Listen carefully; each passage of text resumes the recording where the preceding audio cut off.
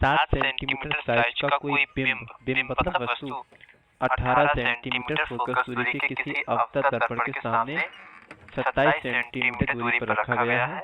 दर्पण से कितनी दूरी पर किसी पर्दे को रखें कि उस पर वस्तु का स्पष्ट फोकसित प्रतिबिंब प्राप्त किया जा सके और प्रतिबिंब का साइज तथा प्रकृति भी ज्ञात करनी है। ठीक है, मतलब सब कुछ इस क्वेश्चन में पूछ लिया गया है।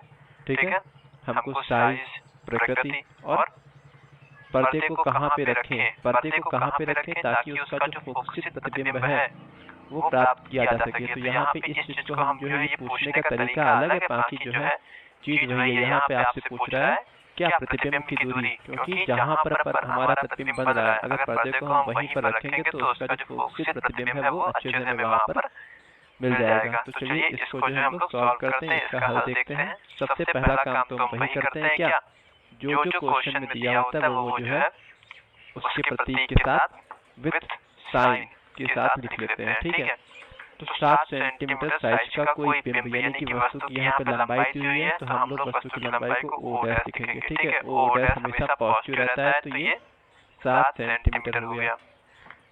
18 सेंटीमीटर फोकस दूरी की किसी अवतल दर्पण की जो फोकस दूरी है वो 18 सेंटीमीटर यहाँ पे दी हुई है, तो अवतल दर्पण की जो फोकस दूरी है वो हमेशा निगेटिव रहेगी, ऋणात्मक रहेगी। तो कितनी हो जाएगी, माइनस का 18 सेंटीमीटर। फिर क्या दिया हुआ है कि सामने 27 सेंटीमीटर दूरी पर रखा गया है। ठीक है, यानी कि ये क्या हो गया, हमारी वस्तु की दूरी हो गई। ठीक है, यानी कि माइनस का 27 सेंटीमीटर, वस्तु की दूरी हमेशा निगेटिव रहेगी। दर्पण से कितनी दूरी पर किसी पर्दे को रखें, यानी कि V हमें यहाँ पे निकालना है। और क्या है कि उसका फोकसित प्रतिबिंब उस पर्दे पर प्राप्त हो सके। प्रतिबिंब का साइज का मतलब क्या हुआ, हमें यहाँ पे I डैश भी निकालना है और प्रकृति भी निकालनी है, मतलब वस्तु हमारा आभासी है वास्तविक है कैसा है ये भी हमें यहाँ पे निकालना है। तो चलिए ठीक है, हम लोग स्टार्ट करते हैं दर्पण के सूत्र से, जो कि होता है 1/u प्लस 1/v बराबर 1/f। तो यहाँ पे हमें निकालना है 1/v, यानी v निकालना है। तो v का काम रहेगा, तो v वाला जो है पद यहाँ पे छोड़ देंगे, बाकी इसको u वाले को वहां भेज देंगे उस तरफ। तो ये 1/f माइनस 1/u हो जाएगा। तो 1/v बराबर कितना हो जाएगा, 1/f। f कितना है, माइनस का 18 हो जाएगा। और u कितना है, u माइनस का 27 हो गया। ठीक है, तो यहाँ से क्या हो जाएगा, 1/v बराबर ये माइनस ऊपर आ जाएगा, ऐसे लिख सकते हैं इसको, और ये माइनस माइनस प्लस हो जाएगा 1/27। तो 1/v बराबर कितना हो जाएगा, 18 और 27 का एलसीएम देंगे तो 54 आ जाएगा ये। ठीक है, कितना आ जाएगा, 54।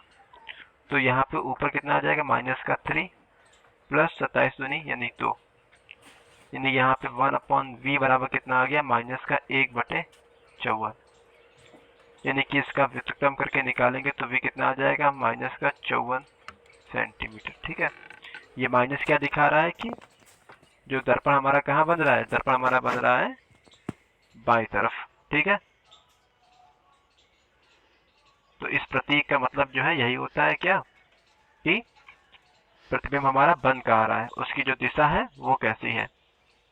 तो अगर दाईं तरफ बन रहा होता तो धनात्मक आता, और ये ऋणात्मक आया है, इसका मतलब जो है क्या, लेंस के दर्पण के कहाँ, अब दर्पण की बात हो रही, लेंस की बात तो हो नहीं रही, तो दर्पण इसलिए हमने कहा, तो दर्पण के कहाँ, बाईं तरफ बनेगा। ठीक है, बाईं तरफ की सारी जो दूरियां होती हैं वो ऋणात्मक ली जाती हैं।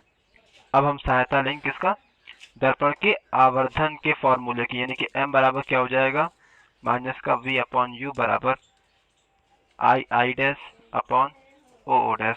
ठीक है, हम यहाँ पे जो है इसके इतने सूत्र की जो है हेल्प लेंगे, कितनी, यहाँ से यहाँ तक का, यानी माइनस का v/u बराबर I dash upon o dash.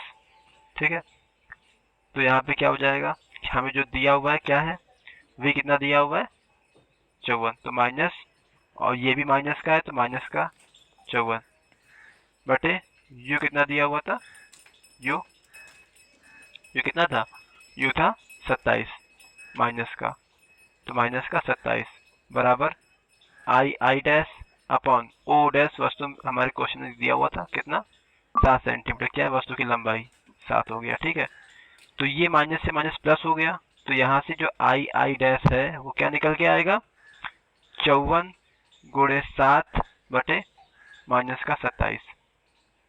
तो यहाँ से क्या होगा 27 दूनी 54, आई डैश कितना निकल के आया 7 दूनी 14, यानी कि माइनस का 14 सेंटीमीटर। यानी कि यहाँ पे क्या है जो प्रतिबिंब की लंबाई है वो कितनी निकल के आ रही है, वो आ रही है माइनस का 14 सेंटीमीटर। ठीक है,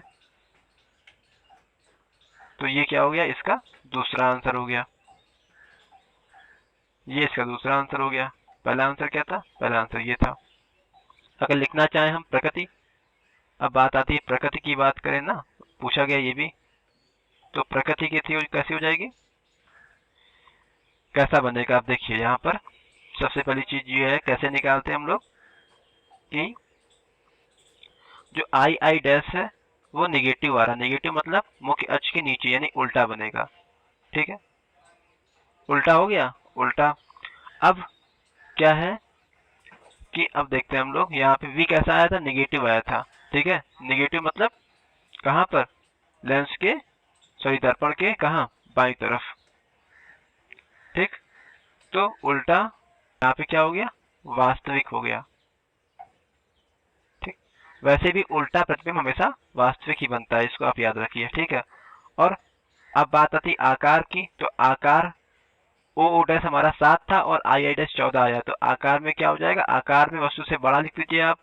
चाहे यहाँ पर एग्जैक्ट जो है 2 गुना है तो यहाँ पे जो है ये ज्यादा अच्छा रहेगा, वस्तु से 2 गुना, आकार में वस्तु से 2 गुना। तो ये क्या हो गया इसका कंप्लीट आंसर हो गया। तीनों आंसर हम लोगों ने बड़े आराम से देखे यहाँ पे। ठीक है, पहला आंसर ये, दूसरा आंसर ये, तीसरा ये। ठीक है, थैंक यू।